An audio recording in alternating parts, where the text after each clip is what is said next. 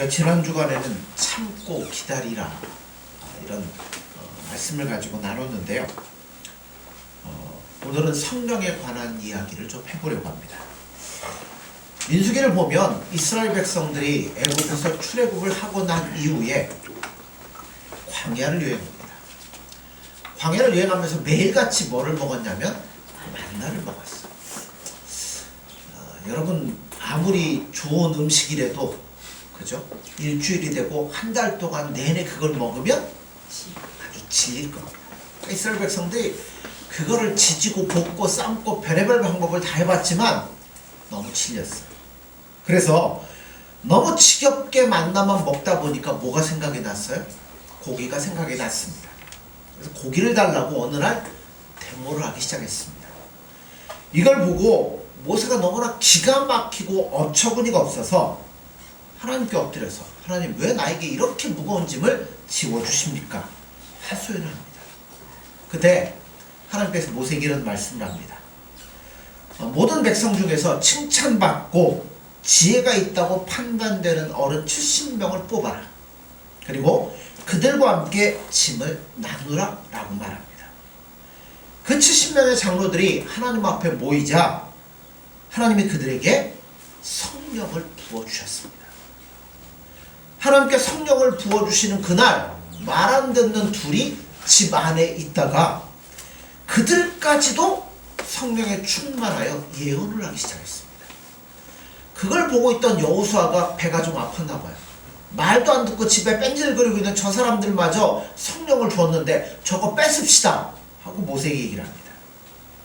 그러자 모세가 뭐라 그래요? 유명한 말을 하죠. 여호와께서 그의 영을 그의 모든 백성에게 주사 다 선지자가 되게 하시기를 원하노라. 말하자면 이스라엘 백성들이 백성들 전체 따라 나온 이방인들 다 따지면 한 300만 명 되는데 그 300만 가까이 되는 이스라엘 백성들이 한 사람도 남기지 않고 다 성령을 받아서 선지자가 되었더라면 한이 없겠다라는 말을 합니다. 왜요? 워낙 육신에 사로잡혀가지고 그죠? 하나님에 대해서 생각도 안 하고 자기들 욕심대로만 하니까 이 사람들이 성령에 다 능력을 받아 성령의 사람이 되면 이런 소리 안 할 거 아닙니까? 그래서 모든 백성이 다 성령의 사람이 되는 것, 이것이 모세의 꿈이요 소원이었습니다. 그렇게 되면 고기 달라고 아우성치는 짓 따위는 안 할 거라고 생각한 거죠. 근데 불행하게도 구약시대는 그의 꿈이 이루어지질 않았습니다. 할렐루야. 우리는 찬양하셔야 돼요. 왜요? 지금은 그 모든 것이 이루어졌다는 겁니다.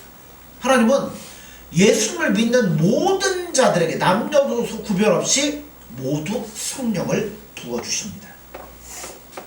그럼 우리는 모두 성령을 받은 사람이고 성령의 인도함을 따라가는 사람이에요. 그렇다면 여러분 대단히 중요한 사실 하나를 알으셔야 돼요. 무엇이냐면 성령의 사람은 뭐 하지 말아야 돼요? 아니 구약시대 이스라엘 백성들로 얘기하자면 고기 달라는 이야기는 하지 말아야죠. 무슨 얘기예요? 육신의 욕심에 사로잡혀 육신만을 구하는 짓은 하지 말라는 이야기입니다. 그러므로 형제들아 우리가 빚진 자로 돼 육신에게 져서 육신대로 살 것이 아니니라. 우리가 옛날에 누구에게 빚졌어요? 그냥 그 말씀 읽었잖아요. 육신에게 빚진 자였습니다. 근데 이제는 누구에게 빚졌어요? 성령에게 빚졌습니다. 빚을 졌다는 이야기는 책임을 지게 되었다는 겁니다. 육신으로 살 때는 누구에게 끌려다녔어요? 육신의 욕심이 이끄는 대로 끌려다녔습니다. 그러나 이제는 성령의 사람이 되었으니 성령이 이끄는 대로 살아야 될 책임이 우리 안에 있다는 겁니다. 그러면 우리 중에 누구도 육신에게 끌려다니는 빚장이처럼 행동해서는 안 됩니다. 자, 육신대로 살 것이 아니니라. 굉장히 단호한 말씀입니다. 말을 해도 이제는 육신에 사로잡힌 자처럼 얘기하시면 안 됩니다. 우리 흔히 믿는 사람들이 하잖아요. 믿음 갖고 세상 살아가기 너무나 팍팍하고 힘드니까 마음에는 원이로 돼 육신이 약하도다 이런 말 하잖아요. 이거 전부 다 육신에게 빚져 끌려다니는 사람의 소리일 뿐입니다. 성령을 모시고 산다, 성령대로 따라 산다 라고 하면서 여전히 육신의 욕심을 두고 살아간다면 여러분 우리의 삶은 비참해질 수밖에 없습니다. 왜냐하면 13절에 보세요. 너희가 육신대로 살면 뭐 한다고요?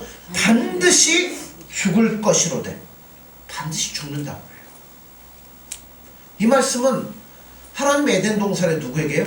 아담에게 한 말씀과 똑같잖아요. 먹는 날에는 정령 죽으리라. 이거는 그냥 육신적인 죽음만 이야기하는 게 아니라 영적인 죽음, 육신의 죽음, 거기다 플러스 뭐까지 있어요? 지옥에서 멸망받을 영원한 죽음을 다 가리키고 있다는 겁니다. 여기서 너희가 누굴까요? 안 믿는 사람? 예. 자, 우리가 8장 1절에 보면 이런 말씀이 있죠.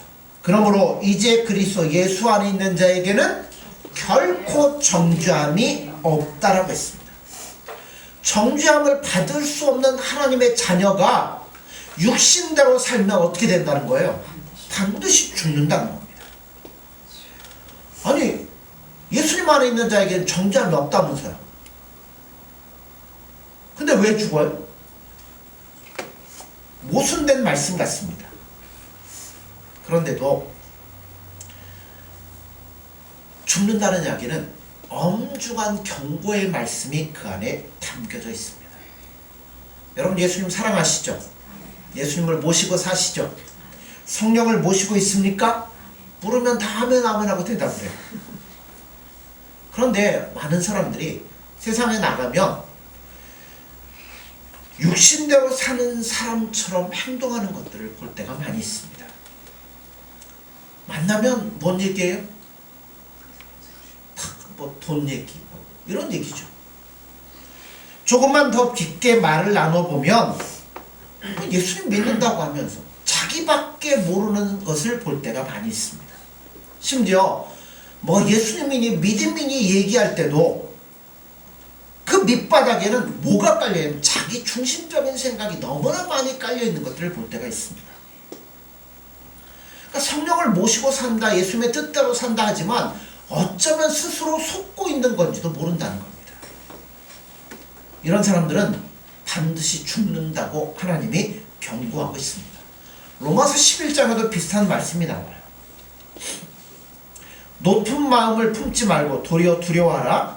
하나님이 원가지들도 아끼지 아니하셨은즉 너도 아끼지 아니하시리라. 자, 하나님이 오래전에 선택한 이스라엘 백성들을 일컬어 뭐라고 표현하냐면 원가지라고 표현합니다. 근데 원가지, 나무에서 이렇게 자란 원가지. 근데 하나님이 그들이 하나님의 뜻대로 살지 아니하니까 뭐 하셨어요? 도끼로 찍어 버리셨습니다.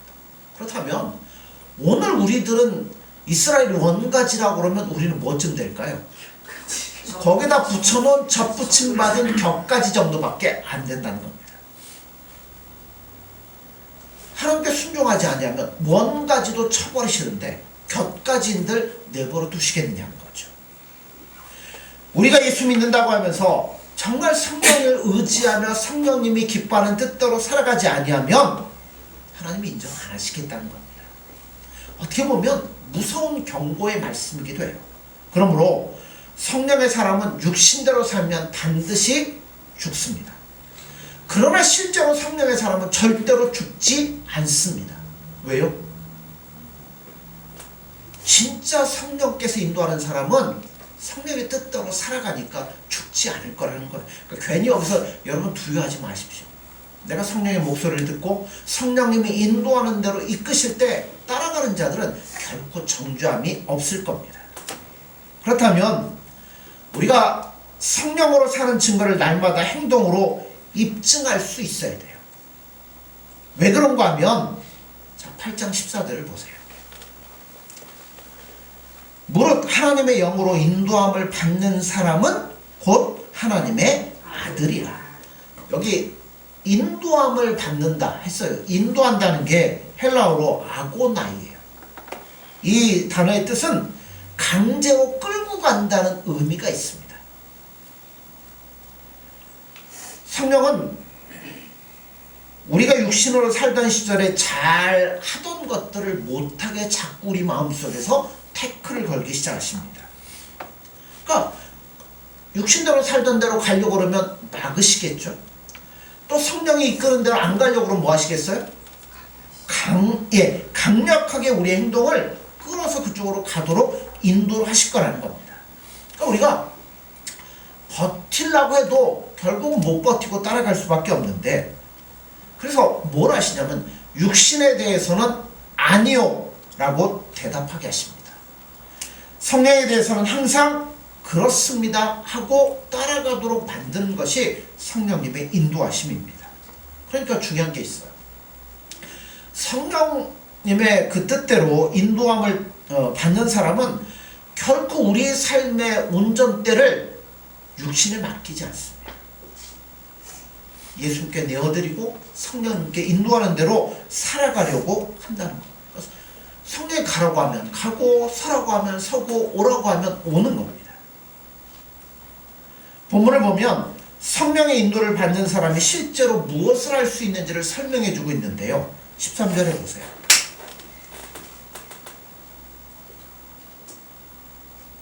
자, 하반절입니다. 영으로서 몸의 행실을 죽이면 살리니 라고 말합니다. 성령의 사람은 성령으로 자기 몸의 행실을 죽인다라고 해요. 그래서 죽인다라는 단어가 현재 동사입니다. 한 번 하고 끝나는 게 아니에요. 한 번 했으니까 끝났다가 아니라 계속해서 반복적으로 그 일을 한다는 겁니다. 나는 날마다 죽는 거예요. 잘 알다시피 제가 지난주에 말씀드렸죠. 우리 몸의 속량을 누구도 기다린다고요? 피조물들도 기다린다고 했어요. 왜냐하면 우리의 죄로 말미암아 피조물도 저주에 처했기 때문에 예수님 오시는 그날 우리가 완전해질 때 세상의 모든 피조물들도 완전해질 수 있기 때문에 우리를 기다린다. 그날을 기다린다고 했습니다. 그런 것처럼 우리는 아직 몸은 구원받지를 못했습니다. 소위 우리 몸은 뭐라고 표현하냐면 육적이라고 말할 수 있는 온갖 종류의 죄성이 우리 안에 다 잠재되어 있어요. 충동을 받기만 하면 이게 바닷가가 잔잔한 것 같지만 바람이 일기 시작하면 어떻게 돼요? 풍랑이 막 일죠. 그런 것처럼 한번 우리 마음에 이런 것들이 불어오기 시작하면 우리 안에 있는 죄성이라는 죄성은 다 끌어올라가지고 그걸 바라볼 수 없도록 만든다는 겁니다. 야고보서 1장 14절에 보면 오직 각 사람이 시험을 받는 것은 뭐 때문에요? 자기 욕심에 끌려 미혹됨이니 라고 말하고 있습니다. 그러니까 결국 온갖 욕심에 끌려 잘못될 수 있다는 겁니다. 이것이 우리 몸이 가지고 있는 약점이에요. 그러니까 그렇잖아요. 우리 예수님 뭐 하다가도 막 어떤 잘못된 거 이런 욕심에 한번 휘말리면 막 입에서 나오지 못할 소리도 나오고 안 해야 될 행동들도 나오고 그러잖아요. 그러니까 욕심대로 살면 몸의 행실이 나오기 시작하는 거예요. 몸의 행실은 뭘 가리키냐면 죄를 가리키는 겁니다. 언행심사 전체를 이야기하는 거예요. 그러니까 죄라는 건 뭐 생각으로 짓는 죄, 말로 짓는 죄, 뭐 습관으로 짓는 것 전부 다 뭐냐면 몸의 행실이라는 겁니다. 이런 것들이 고개를 들 때마다 어떻게 하라고요? 오늘 본문에서는 죽여야 된다고 합니다. 죽인다는 것은 꼼짝 못하게 한다 혹은 끊어버린다는 겁니다. 그럼 어떻게 끊어버릴까요? 구체적인 방법이 있을 것 같지 않습니까? 구체적인 아주 그냥 중요한 하나 방법이 있어요. 뭐 하시면 되냐면 기도하시면 됩니다. 그죠? 우리는 기도해야 돼. 당연히 기도해야 되고 무시로 기도해야 우리가 성령의 목소리에 귀를 기울이며 이겨낼 수 있습니다. 근데 이거는 너무나 당연한 거니까 오늘 이야기를 하지 않고요. 다른 4가지 방법을 이야기하려고 합니다. 첫째, 우리가 육체 행실을 죽이고 성령의 인도함을 받고 살려고 하면 첫째, 성령께서 내 안에 계심을 꼭 믿으시기 바랍니다. 우리 몸의 행실을 죽이는 제1단계가 내 안에 성령께서 계시다는 것을 믿고 인정하며 나가는 거예요. 자, 내 안에 누가 계셔요? 성령께서 계십니다. 그분은 못할 게 없으십니다. 전능자 하나님이 내 안에 계신다. 내 삶의 모든 것들을 다 지켜보시며 내 행동을 인도하시며 나와 함께 하신다.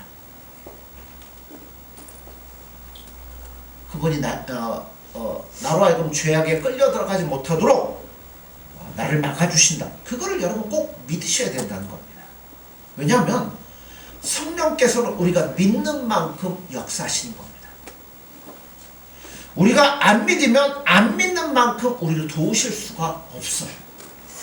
그분이 우리를 막 강제적으로 끌고 가는 분이 아니기 때문에 그렇습니다. 우리가 반대로 믿으면 믿는 만큼 성령은 우리를 도와주신다는 겁니다. 이걸 꼭 기억하십시오.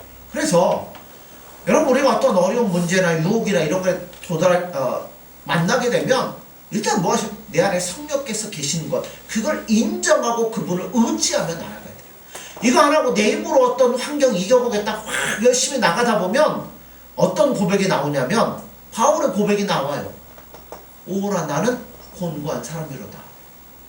내 힘으로 여러분 할 수 없습니다. 본문에서 너희가 몸의 행실을 죽이라고 합니다. 몸의 행실은 성령이 죽이는 거지 우리가 죽이는 게 아니에요. 내가 죽어라 눌러라 하지 말자 해봐야 됩니까? 안 돼요. 또 넘어지고 마는 게 우리입니다.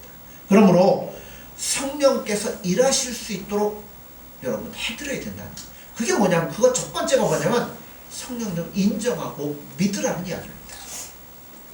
두 번째, 우리가 몸의 행실을 죽이고 성령께서 기뻐하는 뜻대로 순종하려면 우리 자신이 누구인지를 분명히 알아야 됩니다. 성령을 모신 우리는 누굽니까? 오늘 성경에서 이렇게 말씀해요. 14절에 보세요. 무릇 하나님의 영으로 인도함을 받는 사람은 곧 하나님의 아들이라. 왜 아들만 나옵니까? 딸도 있지 않습니까? 하는데 여러분, 아들이란 그냥 대표자로서 이야기예요. 우리 모두가 해결되는 거죠. 우리는 성령을 모셨기 때문에 하나님의 아들이 되었습니다. 성령께서는 우리 안에서 그래서 뭐라고 말씀하겠어요? 우리가 어떤 일에 부닥칠 때마다 야, 너는 하나님의 아들 아니냐. 그래도 우리가 분명히 행동하지 못하고 갈짓자를 지금 이리 왔다 갔다 하면 뭐 하겠어요? 더 큰 거, 야! 너 하나님의 아들 아니냐. 너 하나님의 아들답게 살아야 되지 않겠느냐. 이런 소리를 듣지 못하는 사람은 성령을 모셨다는 말을 할 수가 없습니다. 왜 그런지 아십니까? 16절을 보세요. 성령이 친히 우리의 영과 더불어 우리가 하나님의 자녀인 것을 증언하신다고 그랬어요. 성령의 사람은 아무리 잘못된 길로 들어섰다 해도 성령의 증거에 귀를 막을 수가 없습니다.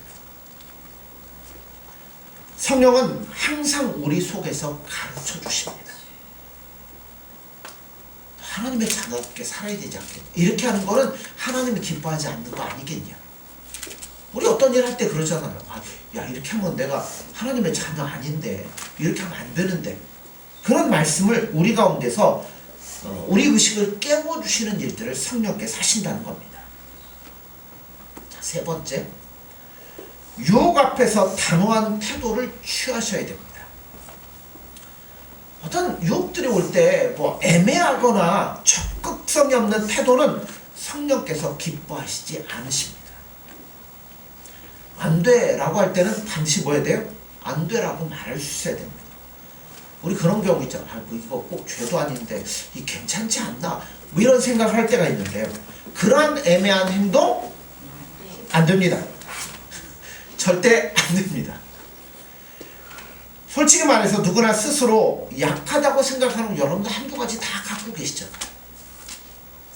어떤 사람은 이성에 약한 사람이 있습니다. 어떤 사람은 명예에 약한 사람이 있습니다. 어떤 사람은 거짓말에 약한 사람이 있고요. 어떤 사람은 노는데, 뭐 체면 차리는데, 아니면 친구에 약한 사람, 이런 사람들이 있죠. 어떤 사람은 예수를 믿어도 돈에 약한 사람이 있을 수 있습니다. 자, 육신은 그래서 뭘 파고들겠어요? 약한 것을 파고드는 거예요. 항상 그 약함을 사용하여 접근하는 유혹 앞에서 여러분 가볍게 행동하시면 절대 안 됩니다. 낚시해 보셨습니까? 낚시하면 어떻게 해야 돼요? 낚싯대에다가 낚시줄을 메고 이제 바늘에다가 미끼를 먹음직스럽게 딱 껴서 물속에다 넣습니다. 그러면 물고기들이 뭐예요? 야, 이거 뭐 맛있는 거 생겼다. 그럼 처음부터 확 무는 거 아니죠? 와서 건드려보고 톡톡 하다가 뭐예요? 딱 물잖아요. 여러분, 죄도 마찬가지죠. 뭔가 유혹스러운 내가 약한 부분들을 놓고 나를 자꾸만 유혹을 하고 있다는 거죠. 거기서 뱅뱅 돌고 있지 말고 뭐 하라는 거예요? 아니야 하고 반드시 뒤돌아 서라는 겁니다. 욥은 성령의 사람이었습니다. 그는 자기 몸 행실을 초전에 박살내기 위해서 행동의 원칙으로 정한 것이 하나가 있습니다. 이게 뭔지 아십니까? 31장 1절에 보면 내가 내 눈과 언약을 세웠나니 어찌 처녀에게 주목하랴. 이 말은 어찌 처녀에게 추파를 던지랴 하는 말입니다. 아마 욥은 남자들은 다 그런 것 같죠. 아름다운 여인에게 좀 약했는지도 모릅니다. 돈 많은 사람들 나오는 거 딱 그거잖아요. 욥은 부자니까 아름다운 여성을 보면 가까이 하고 싶은 욕망을 자주 느꼈는지 모릅니다. 그래서 단호한 행동을 하기 위해서 자기 나름대로의 지침을 정해서 처녀들을 대했습니다. 뭐까지 조심하겠다고요? 눈 돌리는 것까지 조심하겠다는 겁니다. 우리가 알아야 될 것은 성령께서 직접 우리를 대신해서 행동하지 않으신다는 겁니다. 성령은 보혜사입니다. 돕는 분이에요. 우리가 행동하도록 힘을 주고 격려하는 분이지 너 가만히 있어 내가 다 할게 그렇게 일하시는 분이 아닙니다. 그러므로 우리가 성령께 순종하지 아니하면 성령도 속수무책이실 때가 많습니다. 그럴 경우에 성령께서 뭐 하시겠어요? 탄식하시는 거죠. 그러므로 유혹이 오면 우리 스스로 단호하게 물리쳐야 됩니다. 유럽에 이런 말이 있어요. 자기 정원을 깨끗하게 하려면 뭘 잘하게 하면 안 된다고요? 잡초를 잘하게 하면 안 된다.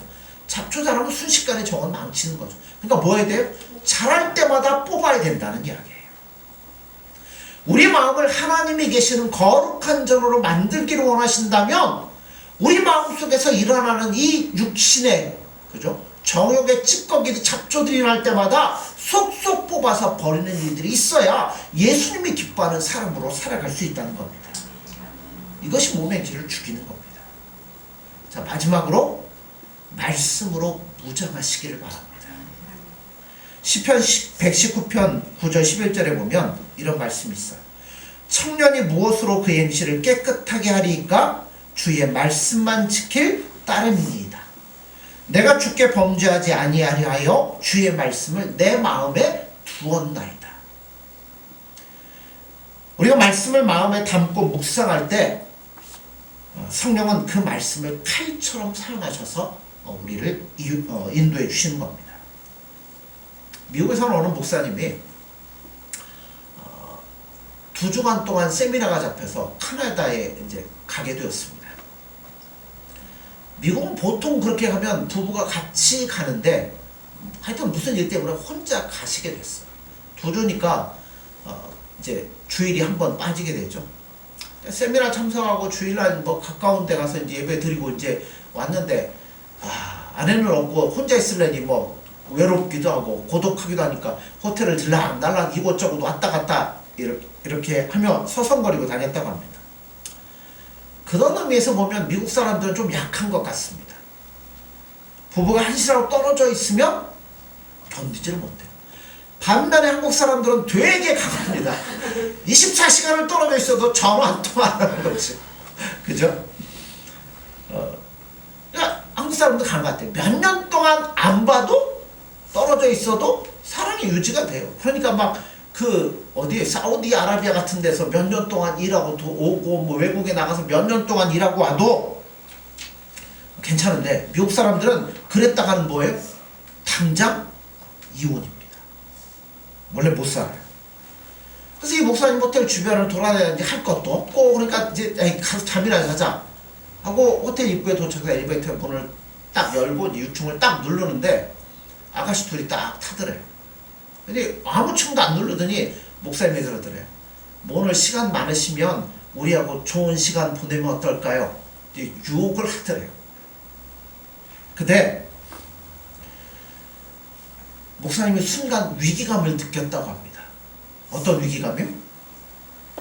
그때 무슨 생각을 제일 먼저 하셨는지 아십니까? 우리는 모르죠. 그러니까 뭐 나쁜 사람 같으면 한 재미를 볼까? 한번 생각할 수도 있고요. 아니면 여기 있다가 큰일 나겠다. 뭐 위기감을 느낄 수도 있고 여러 가지가 있는데, 이 목사님은 딱 한 가지가 제일 먼저 떠올랐습니다. 자기가 평소 외우던 말씀이 그 순간 탁 떠오르더래요. 로마서 6장 11절 12절에 보면 이와 같이 너희도 너희 자신을 죄에 대하여는 죽은 자요 그리스도 예수 안에 하나님께 대하여는 살아있는 자로 여길지어다. 그러므로 너희는 죄가 너희 죽을 몸을 지배하지 못하게 하여 몸의 사욕에 순종하지 말고. 평소에 외워뒀던 말씀이 순간적으로 탁 떠오르기 시작하더라고요. 그래서 엘리베이터 올라가는데 자기도 모르게 3층을 딱 눌렀다고 합니다. 그리고 문이 딱 열리고 나가면서 뒤를 돌아보고 나는 그럴 마음이 전혀도 없습니다. 잘 가십시오 하고 내렸다고 하더랍니다. 성령의 사람은 몸의 행실을 죽이는 겁니다. 그러므로 하나님 앞에 나아갈 때 거리낌이 없을 수 있습니다. 두려움이 없습니다. 마음 힘들고 어려울 때도 뭐 하면 돼? 오늘 본문에 나오잖아. 하나님을 누구라고 불러요? 우리 그러잖아요. 힘들 때 엄마, 아빠 찾잖아요. 그런 것처럼 아바, 아버지 부르는 행복이 우리 안에는 있다는 겁니다. 즐거울 때도 하나님, 괴로울 때도 하나님, 그분을 부를 수 있는 여유가 우리 안에 있다는 겁니다. 그러므로 사랑하는 성도 여러분들, 우리 성령에 비추고 살아가는 자들입니다. 그러므로 말씀처럼 여러분 절대 육신대로 살지 마십시오. 영으로서 몸의 행실을 죽이고 성령의 인도함을 받는 사람이 되어지기를 간절히 소원합니다. 우리가 그렇게 살기를 원할 때 하나님께서, 예수님께서 우리 삶을 보다 더 아름답게 인도해 주시리라 믿습니다. 기도하겠습니다. 예수님 사랑합니다. 또한 감사합니다. 우리가 예수님의 크신 은혜로 말미암아 구원함을 받았지만 여전히 우리는 연약하고 나약하여 육신의 행실을 따라갈 때가 너무나 많이 있음을 고백합니다. 예수님, 이러한 우리를 붙잡아 주시고 인도하여 주셔서 우리가 성령의 목소리에 귀를 기울이는 자들이 되게 도와주시고 그 목소리를 따라 육의 행실을 죽이며 예수님 기뻐하는 뜻대로 살아갈 수 있는 저희들이 되어질 수 있도록 함께하여 주옵소서. 오늘 우리 삶의 모든 것들을 예수님 앞에 맡길 때 예수님, 우리 삶을 잘 인도하여 주셔서 예수님과 더불어 즐거이 동행하며 아름답고 행복한 삶이 될 수 있도록 우리의 삶의 모든 것들을 붙잡아 주옵소서. 예수님의 이름으로 기도드립니다. 아멘.